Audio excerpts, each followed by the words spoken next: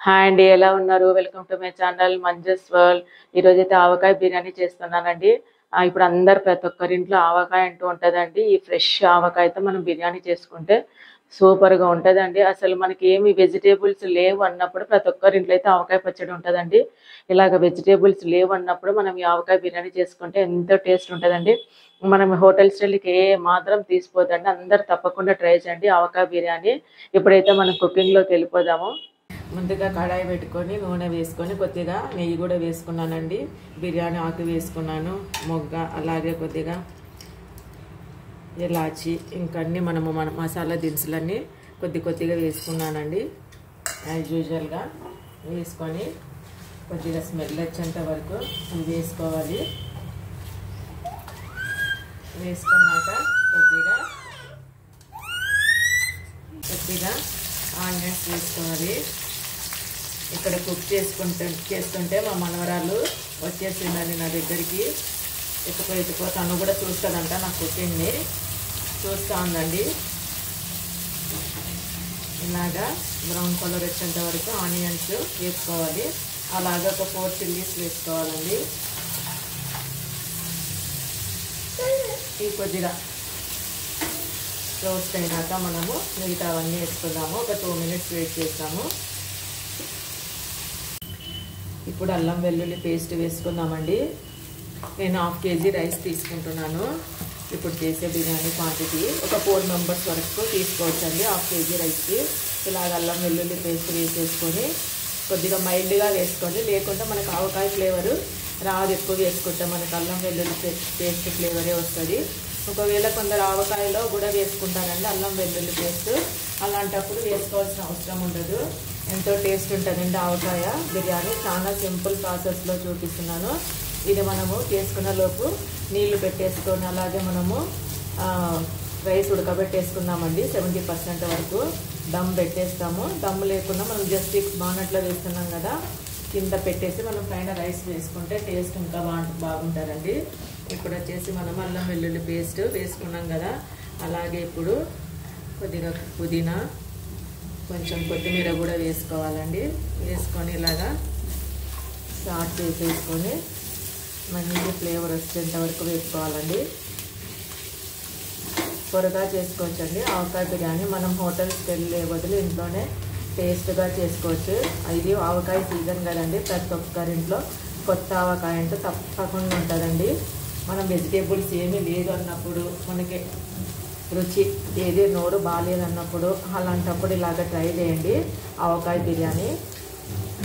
ఇది చేసేసుకొని మనం రైతా చేసుకొని తినేయచ్చండి. ఎందుకంటే మనకి ఆవకాయలోనే అంత టేస్ట్ వచ్చేస్తుంది కదా. ఇప్పుడు వచ్చేసి 1/2 కేజీ రైస్కి నేను ఈ క్వాంటిటీ ఆఫ్ ఆవకాయ తీసుకుంటానండి. కొద్దిగా ఆవకాయ మీద ఆయిల్ ఉంటుంది కదండి, అది కూడా వేసుకున్నాము. ఆయిల్ కూడా వేసుకోవచ్చు, మనకి కలర్ కూడా మంచిగా వస్తుందండి. ఇలాగ వేసుకొని ఇలా కలిపేసేసి ఇప్పుడు మనము కొద్దిగా పెరుగు కూడా వేసుకోవాలండి. అలాగే కొద్దిగా బిర్యానీ మసాలా కూడా వేసుకున్నాము. లైట్గా, ఎక్కువ వద్దు, మళ్ళీ ఆవకాయ ఫ్లేవర్ మనకి బీట్ చేస్తాడండి. ఎక్కువ వేసుకుంటే ఆ ఫ్లేవర్స్ వస్తాయి మనకి. అలాగే ఇప్పుడు పెరుగు వేసుకున్నాము. ఇప్పుడు పెరుగు వేస్తున్నానండి. ఒక 2-3 టేబుల్ స్పూన్ల పెరుగు వేస్తే టేస్ట్ బాగుంటుంది. ఏ బిర్యానీకైనా మనం పెరుగు వేసుకుంటే టేస్ట్ బాగుంటుంది. ఇలాగ స్టార్ట్ చేసేసుకొని ఇప్పుడు కొంచెం మనము బిర్యానీ మసాలా వేసుకుందామండి. గరం మసాలా కూడా వేసుకోవచ్చు, లైట్గా ధనియాల పొడి వేసుకోవచ్చు. నేను అవన్నీ ఏమీ వేయకుండా బిర్యానీ మసాలా ఒకటి వేస్తున్నాను. ఇదైతే అందరు తెప్పించుకోవచ్చండి. బోస్ బిర్యానీ మసాలా మనకి జియో మార్ట్లో దొరుకుతుందండి. టేస్ట్ అయితే చాలా బాగుంటుందండి ఇది బిర్యానీ మసాలా. ఇలాగ స్టార్ట్ చేసేసి ఇప్పుడు ఇది అయిపోయిందండి. నెక్స్ట్ మనము బియ్యం వేసేసుకున్నాము.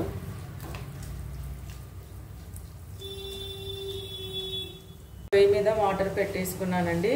ఇలాగా 1 స్పూను సాల్ట్ వేసుకుంటున్నాను. రైస్కి తగినంత సాల్ట్ వేసుకోవాలి.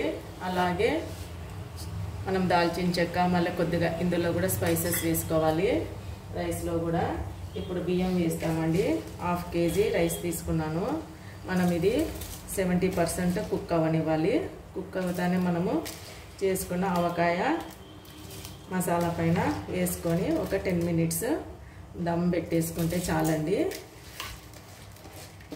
కొద్దిగా షాజీరా కూడా వేసుకుందాము. షాజీరా బిర్యానీకి టేస్ట్ బాగుంటుంది. ఇప్పుడు రైస్ 70% కుక్ అయిపోయిందండి. ఇప్పుడు డ్రైన్ చేసేసుకొని ఇందులో మనం ఆవకాయలో వేసేసుకుందాము.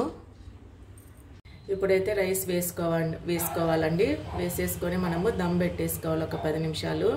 ఇప్పుడంతా మొత్తం మనము వేసుకున్న రైస్ అంతా మనం ఆవకాయ మసాలా మీద వేసేసుకోవాలి. ఇప్పుడు రైస్ అంతా వేసుకున్నామండి. దీనిపైన మనం కొద్దిగా సాఫ్రాన్ వేసుకున్నాను, లేదంటే కేసరి కలర్ కూడా వేసుకోవచ్చు. మన కుంకుమ పువ్వు పాలల్లో వేసి నానబెట్టేసినాను. అలాగే ఇప్పుడు దీని మీద కొద్దిగా కొత్తిమీర పుదీనా కూడా వేసుకోవాలి. అలాగే కొద్దిగా నెయ్యి వేసేసి ఒక 10 మినిట్స్ మనం దమ్ పెడితే టేస్టీగా ఉండే ఆవకాయ బిర్యానీ రెడీ అయిపోతుంది. ఇప్పుడు మూత పెట్టేస్తాము.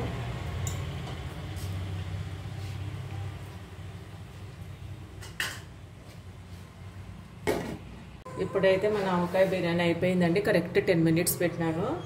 ఇప్పుడు ఫ్లేవర్ కూడా మంచిగా వస్తుంది పుదీనా కొత్తిమీర వేసినందుకు. ఇప్పుడు ఇంకా మనము టేస్ట్ చేద్దామండి. ఆవకాయ బిర్యానీ రెడీ అయిపోయింది. ఇప్పుడు ఇలాగా కొద్దిగా బౌల్లోకి తీసుకోవాలండి. మనం బ్యాక్ ఇలాగా కింద నుంచి తీసుకుంటే మనకి బాగుంటుంది ఆవకాయ బిర్యానీ.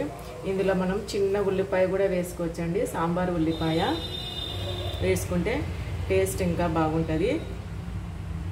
ఇప్పుడైతే టేస్ట్ చేస్తున్నానండి ఆవకాయ బిర్యానీ. ఇలాగా ఫస్ట్ ప్లెయిన్గా టేస్ట్ చేద్దాము. ఇలాగ పెరుగు పచ్చడి చేసుకున్నానండి.